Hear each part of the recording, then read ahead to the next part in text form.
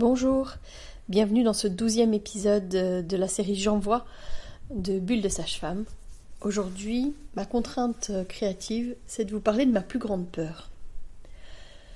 Je pense sincèrement que ma plus grande peur, elle est vraiment liée à mon histoire personnelle.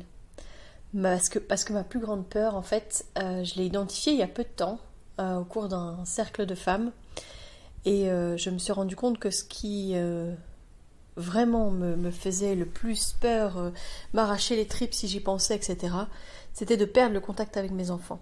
J'ai peur que les chemins de la vie, les rencontres, les histoires, ça nous éloigne et puis qu'on perde le contact.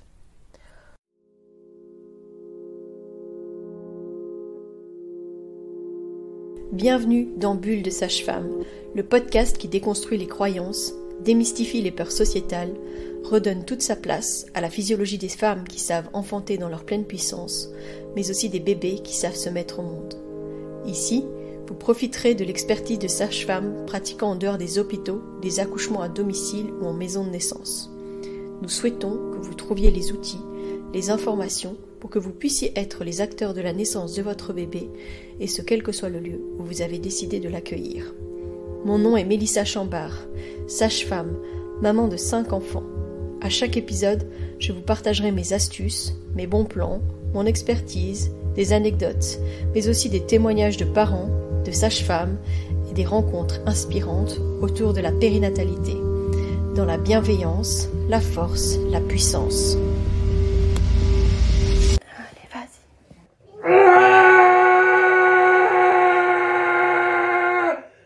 C'est vrai que devenir parent, devenir maman, ça m'a vraiment appris ce que c'était que l'amour inconditionnel.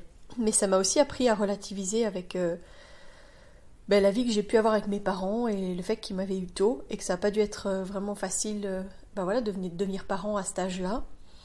Ça devait être un énorme chamboulement pour eux. Et donc ça m'amène à un petit peu plus de compréhension. Mais ce qui est vrai, c'est que en fait, mon père est décédé alors qu'on n'a jamais réussi à reprendre le contact. Parce que notre histoire a fait qu'à un moment donné, on ne s'est plus vu, on ne s'est plus parlé, et le fait qu'il soit parti alors que j'ai pas pu reprendre le contact, c'est quelque chose qui est encore fort douloureux pour moi. C'est comme s'il y avait des questions qui resteront pour toujours sans réponse. Et ça, c'était vraiment difficile.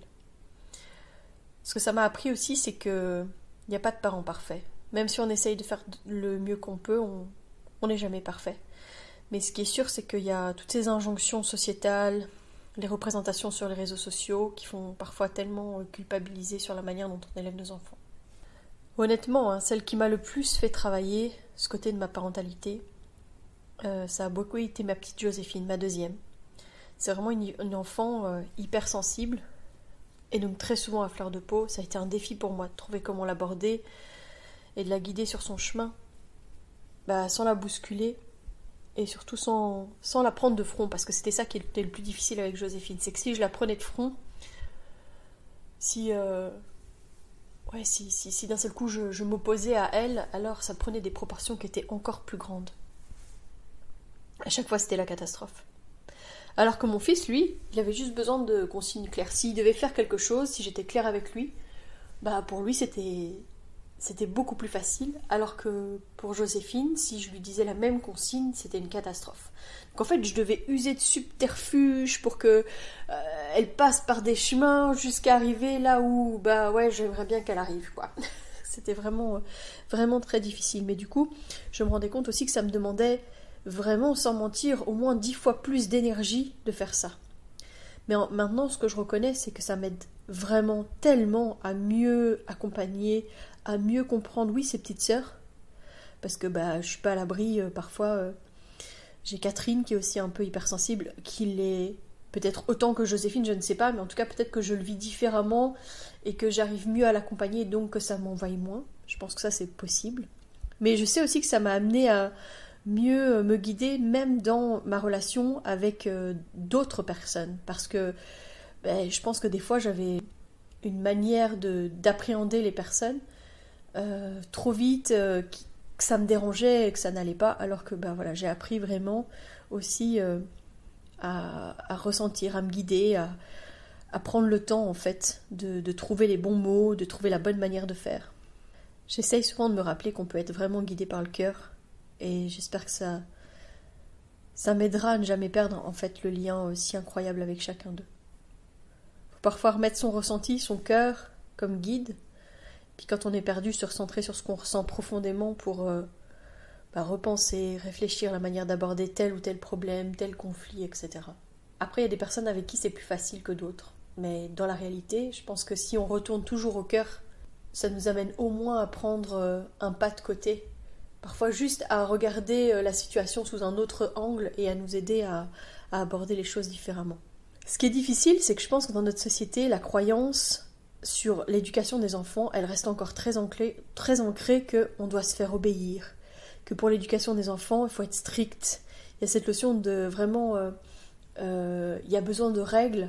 Alors oui, les enfants ont besoin d'un cadre, mais je pense pas qu'ils ont besoin d'être comme dressés, quoi. Et encore, j'ai l'impression et le sentiment que ces dernières années, il y a beaucoup de choses qui sont sorties sur l'éducation canine, par exemple, qui parlent beaucoup de bienveillance, et à la fois, quand on parle de bienveillance dans l'éducation envers nos enfants, parfois on est mal vu, en mode ouais, c'est quoi ce monde de bisounours, moi j'ai reçu des claques et j'en suis pas mort, enfin voilà. Oui, il est nécessaire d'établir des limites et des règles, parce que je pense que c'est une manière saine d'aborder les choses. Je sais que par exemple, moi Catherine, elle a énormément besoin, quand je sais qu'elle va être dans une situation où potentiellement elle va déborder, c'est beaucoup plus facile si je mets le cadre en amont, si je lui dis voilà ce qui va se passer, voilà ce à quoi tu vas être confronté, j'ai vraiment besoin que, par exemple si on va dans un magasin, je dis j'ai vraiment besoin que tu ne touches pas ce qu'il va y avoir autour de toi, le moment où potentiellement elle va avoir envie de toucher quelque chose, je vais juste lui dire rappelle-toi, on en a parlé tout à l'heure dans la voiture, s'il te plaît, tu veux que je te donne la main? Et alors elle est capable du coup de passer ce moment qui est très tentant, enfin voilà, juste en me donnant la main parce qu'elle se souvient que je lui en ai parlé. Mais je pense que c'est vraiment mon cheminement avec sa sœur qui a fait que je suis capable de faire ça maintenant. Je pense pas que j'aurais... Je me revois avec Joséphine et c'était beaucoup plus difficile. Je crois pas que le fait de lui crier dessus en mode je t'ai dit qu'il fallait pas toucher, etc. Ça, pour moi, ça n'a pas de sens, en tout cas dans ce que j'observe chez mes enfants. Je dis pas que tout le monde fonctionne de la même manière, et je dis pas que la manière dont je fonctionne est la bonne. Je dis simplement que parfois, juste de reprendre du recul, et puis juste de se rappeler que par exemple, nous, on voudrait pas que quelqu'un nous parle comme ça, ne serait-ce qu'au travail, et qu'il nous dise hey, je t'avais pas demandé de faire ça comme ça, etc. On le prendrait mal, et puis ça viendrait blesser notre amour-propre. Mais je pense que ça fait la même chose chez nos enfants. En plus, aujourd'hui, il y a vraiment les neurosciences qui expliquent mieux les différentes étapes parfois compliquées du développement de nos enfants. Souvent, les difficultés, elles sont liées à l'immaturité de son cerveau, parce que, par exemple, le cortex préfrontal, la zone cérébrale chargée de réguler nos impulsions, en fait, elle commence à maturer qu'entre 5 et 7 ans. Donc, en fait, ça explique les difficultés à gérer les émotions pendant la période à partir du terrible two jusqu'à, effectivement, 5-7 ans. Si on ne le sait pas, c'est le moment où les gens ils pensent que les enfants sont très capricieux, parce qu'en fait, ils passent du rire aux larmes en un rien de temps. Ils débordent au moindre truc, on dirait le lait sur le feu, qui déborde à tout moment. Si on comprend en fait qu'ils n'ont pas la capacité neurologique, que leur cerveau il est immature, qu'en fait ils sont incapables de le gérer, ça nous fait aussi prendre un pas de côté et juste se dire ok, en fait c'est moi l'adulte, et là je vais me poser, je vais souffler un bon coup, et puis je vais essayer d'aborder les choses différemment. Il y a vraiment des études qui démontrent que le cerveau en croissance des enfants réagissent de manière vraiment significative à des environnements qui sont empreints d'affection, d'écoute, de compréhension. Les enfants, ils ont vraiment besoin de sentir qu'ils sont entendus et que leurs émotions, elles sont validées. Parce que si on ne prend pas le temps de juste dire « Ok, je vois que tu es en colère là, qu'est-ce que je peux faire pour toi ?»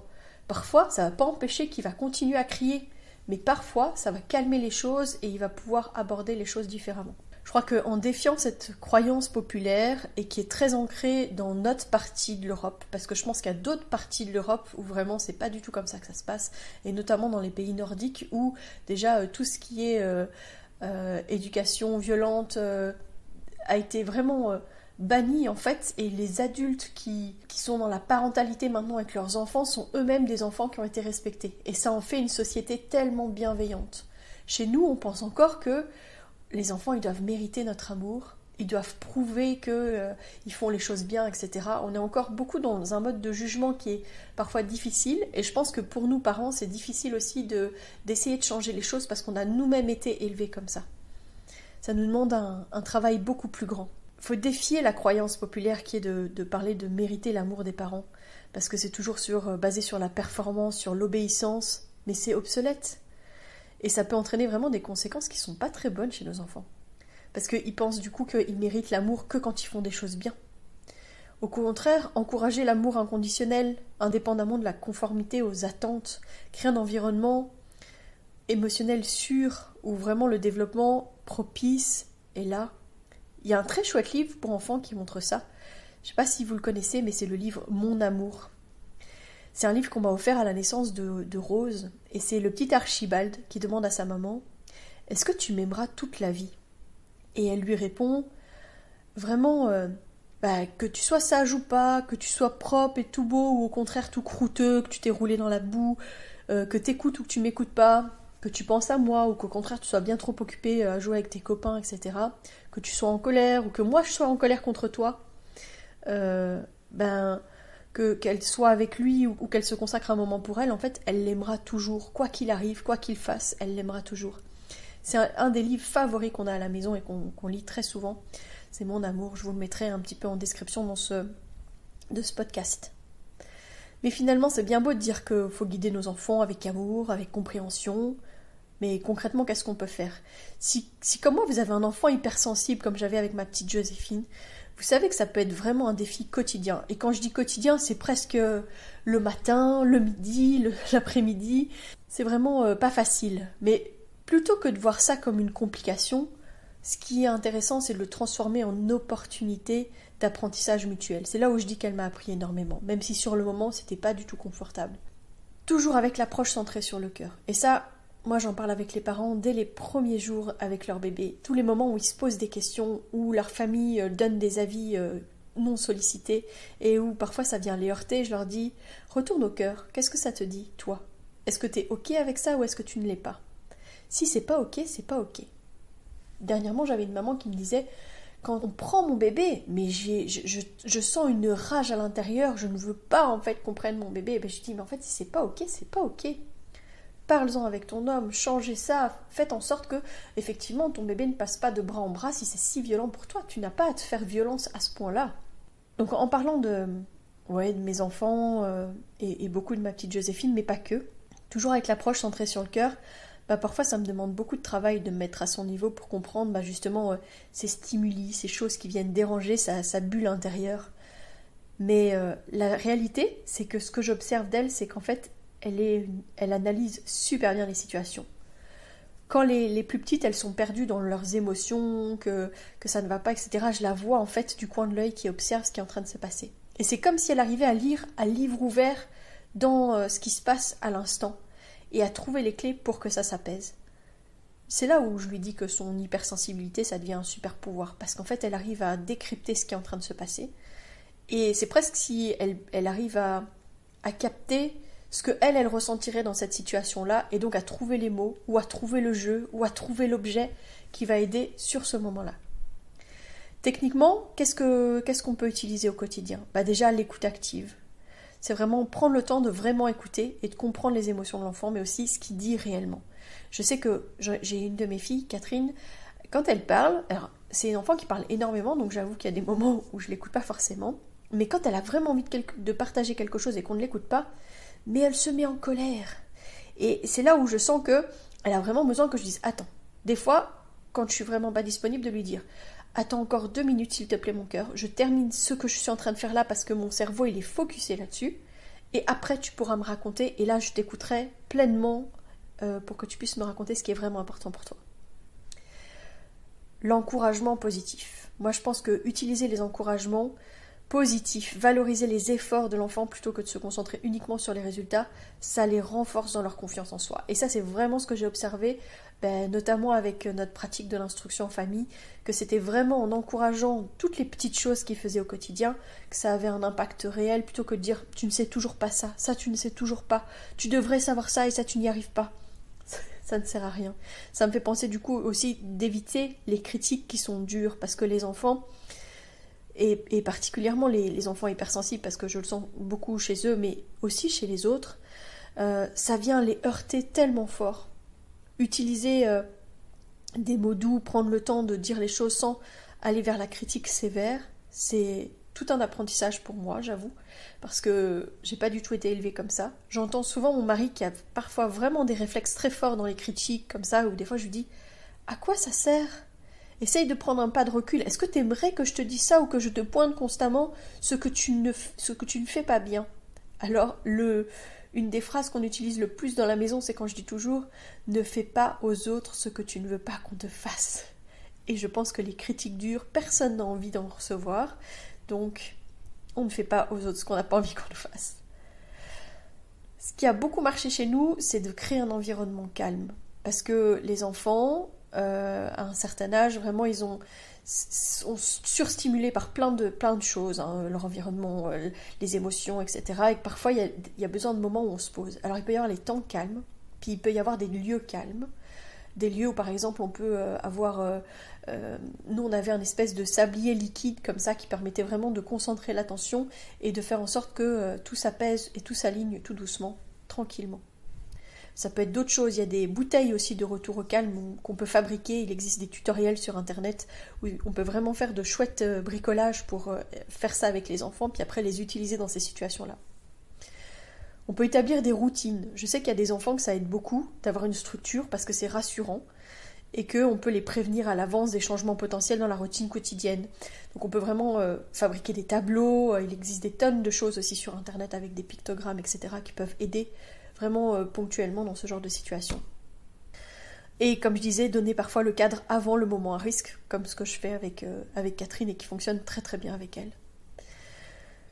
Expliquer, apprendre des techniques pour gérer leur sensibilité, comme la respiration profonde, la méditation, donner des outils pour autoréguler ses émotions. Parfois, moi je fais de la cohérence cardiaque juste à côté d'eux, mais tout simplement, par exemple, avec Claude, en ce moment, elle a des nuits agitées. Et donc, elle se réveille la nuit, mais très, très agitée. Elle pleure beaucoup. Elle demande la tétée. Et moi, je lui ai déjà expliqué plusieurs fois que je ne donnais pas la tétée la nuit. Et donc, elle crie encore plus fort. Mais ce que je fais alors, c'est que je mets ma bouche tout près de son oreille. Donc, elle n'est pas contente. Elle le dit, etc. Mais je fais une respiration vraiment centrée, rythmée, tout doux, et en fait je sens qu'elle s'apaise petit à petit. Donc c'est une forme aussi de cohérence cardiaque qui peut parfois fonctionner. Et ça, moi aussi, j'avoue que ça m'aide à m'apaiser et à traverser ce moment de crise avec moins de difficultés, je pense. Je ne sais pas vous, mais moi en tout cas, ce que j'ai observé aussi chez mes enfants hypersensibles, c'est qu'ils ont vraiment un intérêt pour des choses artistiques, une affinité pour les arts, et donc les encourager dans des activités où ils vont pouvoir s'exprimer, exprimer leurs émotions comme le dessin, la peinture, etc. Ça aide énormément et que ça peut être des choses qui peuvent fonctionner. Aider à comprendre.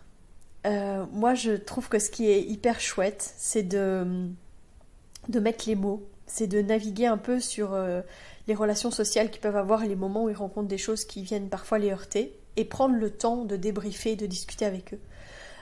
Dans toutes les situations, parce que c'est déjà arrivé avec des plus grands, donc notamment Joséphine qui a pu se heurter à des situations sociales qui ont été compliquées, mais aussi avec des plus petits, même Claude, parfois ça m'arrive de lui expliquer quelque chose à laquelle elle est confrontée et qui viennent la heurter sur le moment, et donc juste en posant les mots déjà, ça lui permet de relativiser par exemple une situation qu'elle a pu rencontrer qui était difficile et problématique pour elle, ou simplement d'avoir une autre forme de compréhension, je pense. La communication ouverte, franchement, encourager le fait de parler. Moi, je dis toujours en fait qu'il n'y a pas de mauvais moment, par exemple, pour demander chez nous un conseil de famille, parce que ça peut se faire, on fait ça à la demande, personnellement, on n'a pas décidé d'un rythme régulier de conseil de famille, mais c'est vrai qu'on est nombreux, et donc il y a des moments où l'un ou l'autre peut dire, bon, moi j'ai besoin là qu'on fasse un conseil de famille parce que j'ai besoin de parler, et j'ai besoin qu'on ait chacun notre temps de parole pour pouvoir discuter. Avec la communication ouverte, souvent on commence par raconter ce qui nous chipote, ce qui ne va pas, etc. Et puis on termine le cercle en racontant en fait quelque chose qui, au contraire, en ce moment nous a touchés et se passe bien, pour terminer sur une note positive.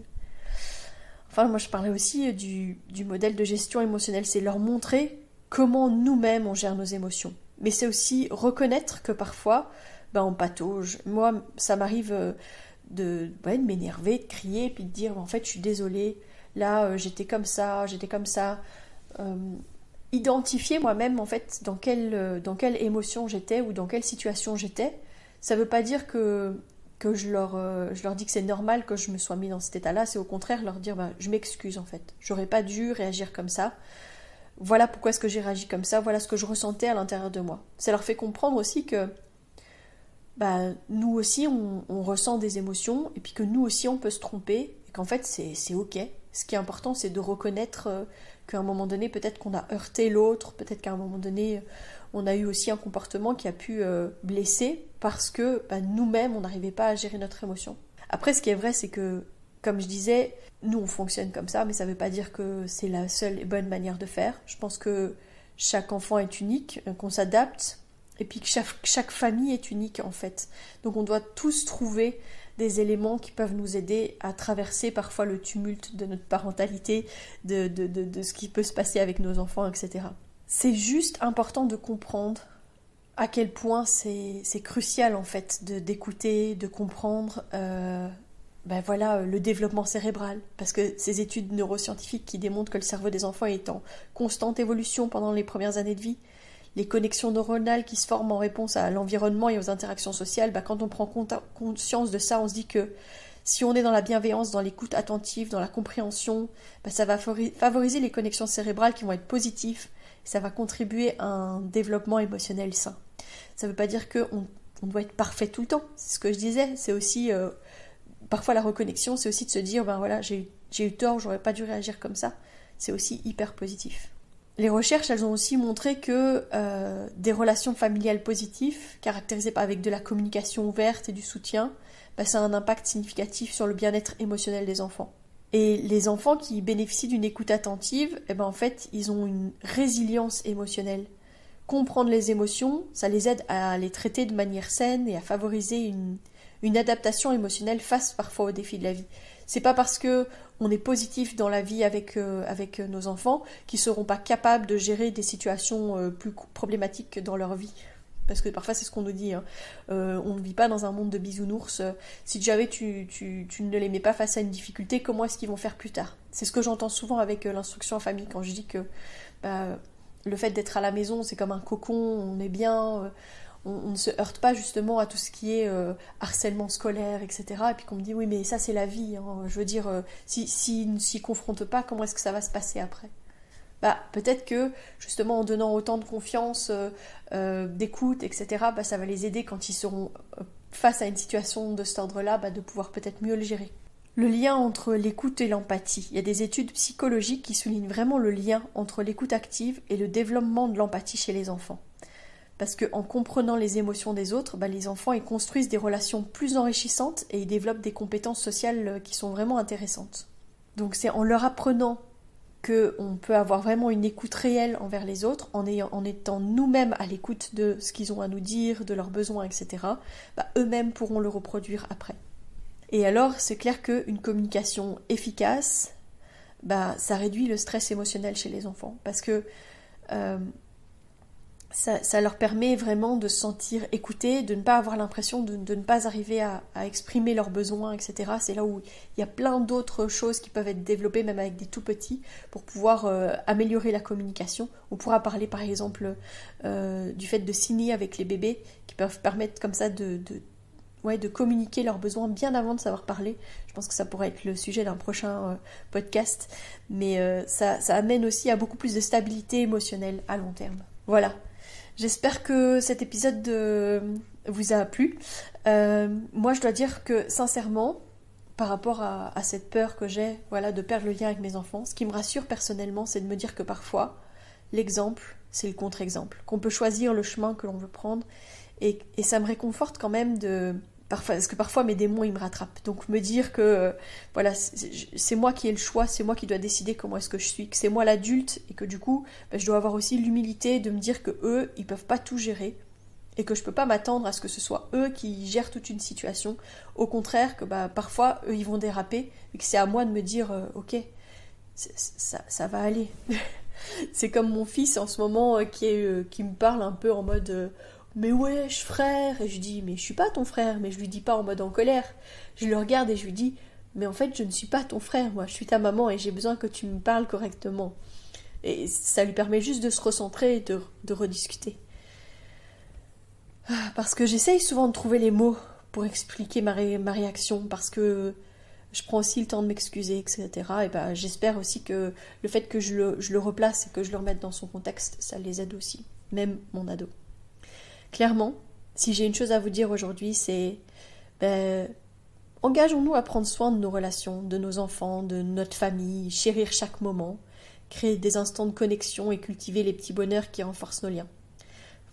J'ai écouté un podcast cette semaine où la personne disait ce qui peut être chouette, c'est de créer une boîte à bonheur familiale. Moi, je pense vraiment qu'on va faire ça pour cette nouvelle année. On va fabriquer une belle boîte, enfin, on va décorer, en fait, pas une boîte, mais un bocal en verre, parce que comme ça, on pourra voir les beaux bouts de papier qu'on va mettre à l'intérieur, et où à l'intérieur, on pourra mettre nos petits bonheurs. Et dans les moments où peut-être où ça ira mieux, où ça ira moins bien, pardon, bah peut-être qu'on pourra aller piocher dans nos petits bonheurs pour pouvoir aller mieux, quoi, pour sceller ces moments précieux. N'oubliez pas qu'il reste encore quelques jours pour participer au concours des 10 000 écoutes. Venez sur la page Instagram de Bulle de Sage-Femme et venez me raconter vos meilleures pépites ou vos super sujets que vous aimeriez que je développe à l'avenir. Je vous donne rendez-vous demain. D'ici là, portez-vous bien.